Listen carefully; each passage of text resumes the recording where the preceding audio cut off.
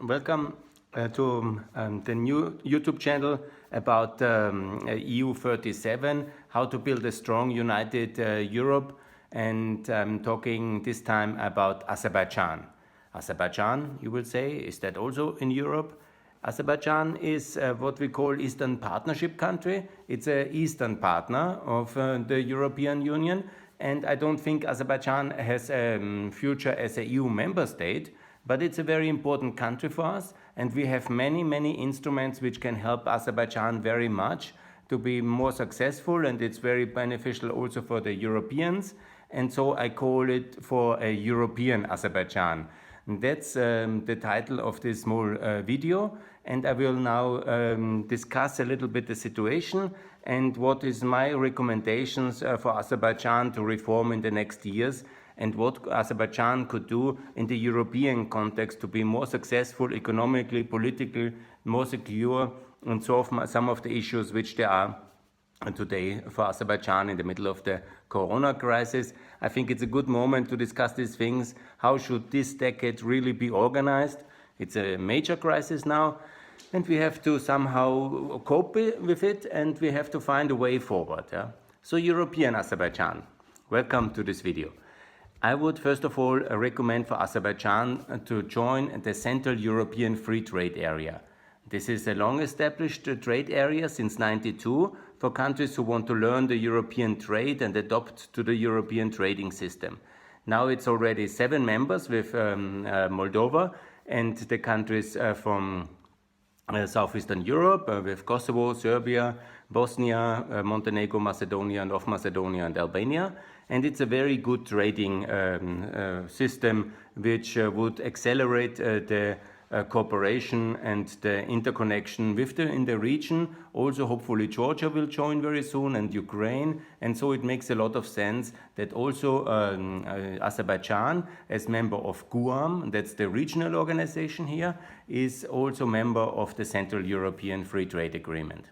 And Azerbaijan is already very generously working and investing, because Azerbaijan has, as a state, a lot of resources as a country because of its very special petrol resources and the Caspian Sea treasures. And don't forget, Azerbaijan is the country where the oil industry was basically created. Yeah? This was in the middle of the 19th century, the place where the industrial carbon petrol industry was created. This was where the Rockefellers and many of these oil companies made their fortune. Yeah? So Azerbaijan is important globally, and Azerbaijan knows it. But it has a strong potential, no doubt, but under a kind of a bit of a different regulatory system. That's part of my video as well. So I'm very optimistic for Azerbaijan's future, but please try the CEFTA route. The second organization I recommend is the Regional Cooperation Council. That's the successor of the Stability Pact for Southeastern Europe, and since 2008 it's very successfully organizing a lot of countries of Southeastern Europe, and also Romania, Bulgaria, and it's also Turkey inside. So it's a regional organization for all the countries, and it's very logical for Azerbaijan, who is already a benefactor and investor in Montenegro, helps Bosnia, is supporting Albania. So Azerbaijan really as a state has a lot of support and investments already in the Balkans. So why not join? Turkey is there as well, so it would be very logical. The third organization I recommend is the Energy Community. I know there is some discussion already since Georgia joined. Armenia is also discussing, but I think for Azerbaijan with its wealth, it's less about the energy wealth. It's more about how to regulate the energy consumption, the energy distribution, the gas market. It's a very good system, and if you join and comply with the energy treaty, it's basically also the European regulation. It would be a big step forward, not only for Azerbaijan's consumers, for Azerbaijan's somehow maybe a more transparent energy sector. That would be also very good, I think, for many Azerbaijan taxpayers and for Azerbaijan democracy.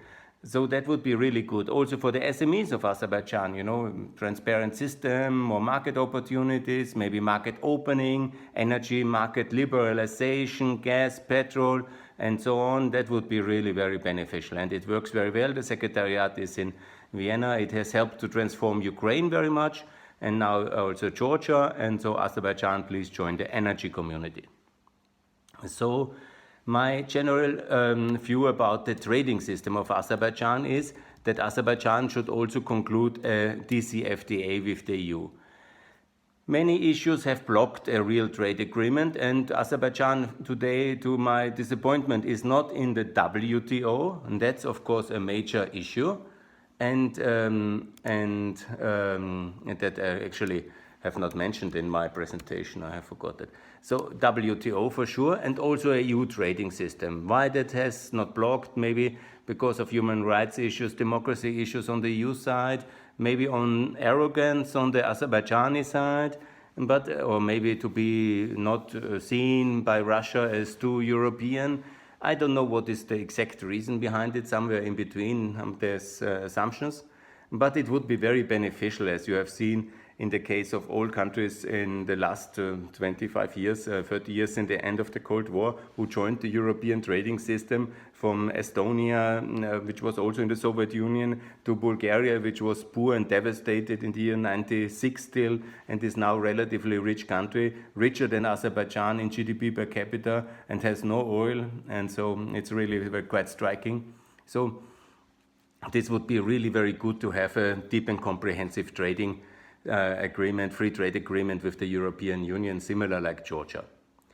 And that would be also then CEFTA first, and then this as a later stage. Maybe there will be some negotiations needed, obviously, but it has proven very beneficial also for Georgia, and I'm sure it will be very good for the SMEs, for the consumers, the whole EU kind of regulatory framework. That would be very good. So Azerbaijan is now the chairman of the non-aligned nations. This is a very bizarre stayover from the times of the Cold War, where Yugoslavian Tito and Indian Nehru have created a kind of a third world, third camp, kind of in between. I know Azerbaijan, certainly the politicians like to be the chairman of a global organization, but beyond that, it very much complicates the whole situation in the ERP, because there are three pro-Western countries, two very pro-Western countries with Ukraine and Georgia. One, Moldova, is now shifting a bit to the east. Armenia, somewhere in between, but in the customs union with Russia. Belarus with in the customs union with Russia, in the EIU. And Azerbaijan in a third system, basically. So in 6 countries, you have basically almost every country has its own geostrategic direction and own network. It's not really very effective, and I don't know what is the advantage of being in the non-aligned nation. When you join the EU trading system, we have already with half the world very well-working free trade systems. So that's really the best international global trading system available. And joining that, it makes a lot, and we help really every country in the world who wants help. The European Union is already helping. Maybe not North Korea and Cuba, but everybody else is really receiving already quite generous support. So when it comes to non-aligned movement, I recommend to leave. So your biggest ally, I understand, is Turkey. And Turkey, by the way, is in NATO.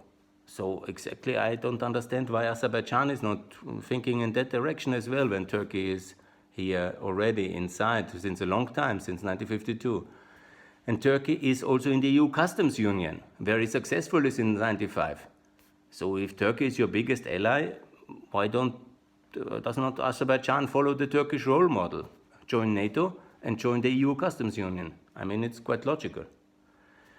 So Azerbaijan needs definitely also, for any reform, needs to be a real European, or let's say global democracy, if you don't like the term European democracy. But what I hear now a lot about human rights abuses, political prisoners, and this corruption scandal in the Council of Europe, I mean, this is not endearing you to anybody in Europe. If you think you can pay the way directly into the heart of European politics with money, this is not how it works, and you will really destroy, and you have destroyed your reputation already. And the reality, what I hear on many of the news sites, I've unfortunately never been in Azerbaijan up to now, but it's really not good. Yeah? So it's more a case of a really petrol autocracy in that sense, where you have a lot of natural resources controlled by the central in power family, and then you abuse that. And that's really, at the end of the day, the West wants to do business, yeah, but is not in love with such a system and will not endorse it. And, and it's very bad for your SMEs, bad for your people.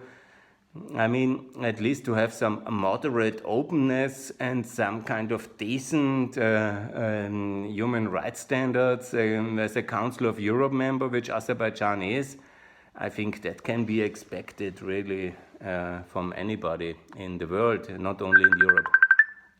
But that's the situation. So I have now to make a short moment.